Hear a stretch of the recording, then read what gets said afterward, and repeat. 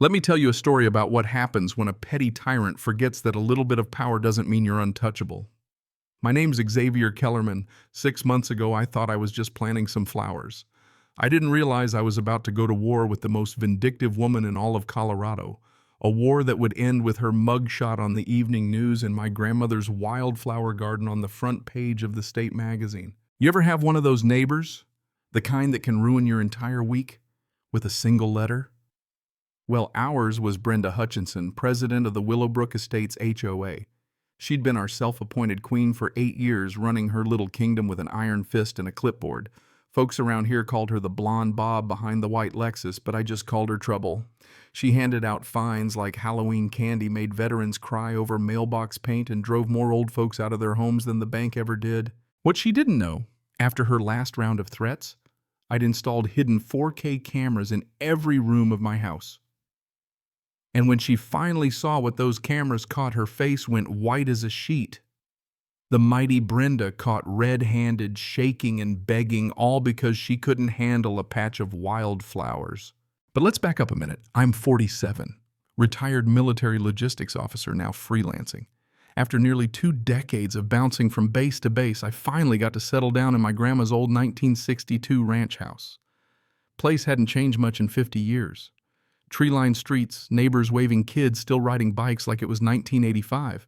My grandma Martha kept her roses blooming right up until she passed roses that could perfume a whole block after a summer rain. Her Kentucky bluegrass lawn, though, that was killing me. $300 a month for water just to keep a patch of grass alive in the high desert. So I did my homework, pulled the proper permits, and started swapping in native Colorado wildflowers, purple lupines, orange paintbrush, the good stuff. I can still hear the scratch of my shovel hitting the clay wind chimes, singing the promise of something beautiful taking root. Enter Brenda. 52, realtor by day, dictator by choice. Always dressed like she was about to sell $1 million home, prowling the block in her spotless Lexus. Day 3 of my project. I'm ankle deep in dirt when I hear those heels click, click, click. "What exactly do you think you're doing?" she says, that tone so sweet it'll rot your teeth. I explain native plants better for the environment supports wildlife. She scowls like she just bit into a lemon. "We have standards here, Mr. Kellerman." Little did she know I'd done my homework. The original 1962 covenants allowed natural landscaping. My property was grandfathered in. When I showed her the documents, her face changed confusion, then anger, then something I can only describe as dangerous. She storms off, but not before snapping a dozen photos for evidence. Mrs. Elise from next door, a sweet lady pushing 80, shows up with cookies and a warning.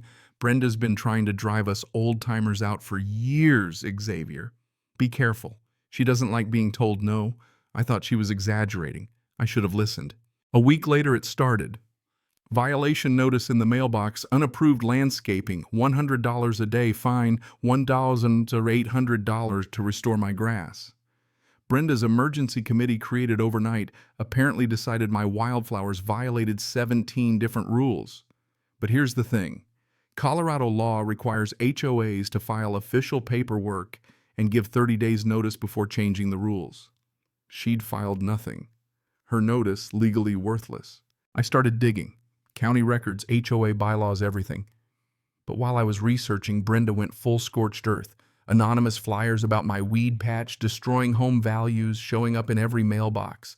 Same font, same typos as Brenda's real estate ads. She might as well have signed them. That month's HOA meeting, picture this: 40 neighbors packed in the air, thick with burnt coffee and suspicion. Brenda unleashes a PowerPoint, making my garden look like a radioactive wasteland. When she's done, I stand up, pass out packets, her violations, the real bylaws. Proof her committee never legally existed. "Mrs. Hutchinson," I say, "can you explain why your own home violates 3 HOA rules while you're demanding $20,000 in fines from me?" The room goes silent. Even her own treasurer starts sweating, and the meeting falls apart. That night, Brenda corners me. "This isn't over, Mr. Kellerman." The next morning, my wildflower gardens trashed, sprinklers, broken seedlings, yanked out, dirt everywhere. I check the footage from my hidden cameras, 2:30 a.m. Brenda herself in a hoodie destroying my yard with military precision. She'd done her homework. But so had I. And I wasn't alone. Mrs. Elise brings banana bread and reassurance, but she's scared. Neighbors start whispering. That afternoon, professionally printed flyers in every mailbox now accusing me of creating a health hazard.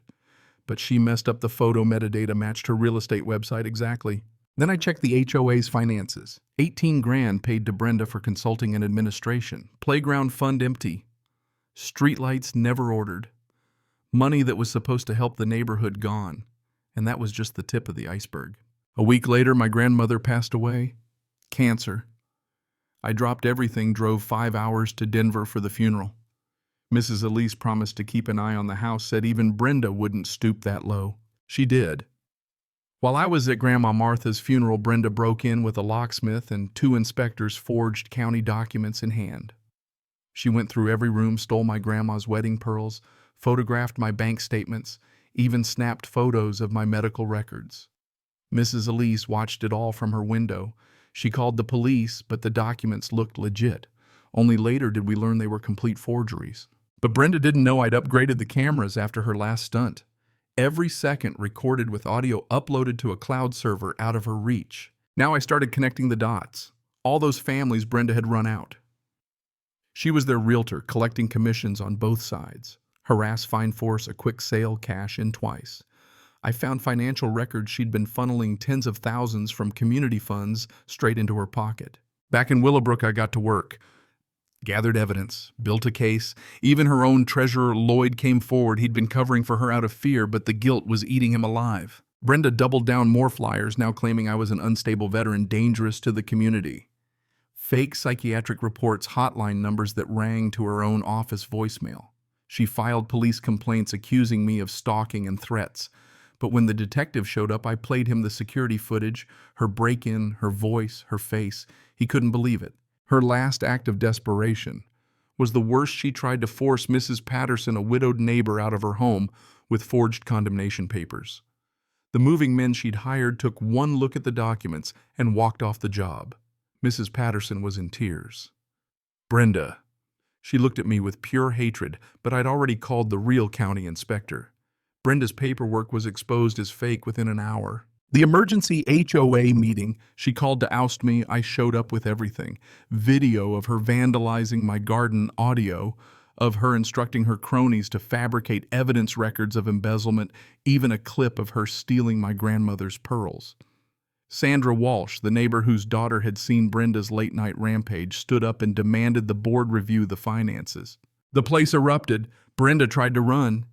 Detective Santos arrived badge flashing and read Brenda her rights in front of the whole community. Handcuffs never sounded so sweet. For a while, Brenda fought back expensive lawyers' claims of military vendetta, fake meetings trying to drum up support. But you can't beat the truth. I showed the evidence at a community meeting packed with neighbors, reporters, even Channel 7 News. The final slide, Brenda laughing as she held my grandfather's Purple Heart, bragging about finding what this hero had tucked away. After that, nobody sided with her. She was convicted, 18 months in federal prison, $73,000 in restitution, real estate license gone, her name now, a warning to every board member in the state. Our neighborhood transformed, kids playing new playground streetlights, working wildflowers everywhere. My garden made the magazine. Mrs. Elise, now HOA president, started Fair Governance Day, teaching people how to fight HOA abuse. Laws changed. Communities across Colorado demanded transparency. The Kellerman Garden Fund now gives scholarships to veterans studying law, 3 of them already fighting HOAs in other states. The real lesson: bullies only have power when you let them. Document everything. Know your rights. Don't fight dirty, fight smart. Because in the end, the truth is the one thing you can't bury. So here's my question for you. Who's your Brenda? Have you dealt with a petty tyrant, HOA or otherwise? What did you do? What would you do if you weren't afraid? Drop your story below. Somebody out there needs to hear it. And remember, the moment you stop being afraid of someone who thinks they're important, that's when you realize they never actually were.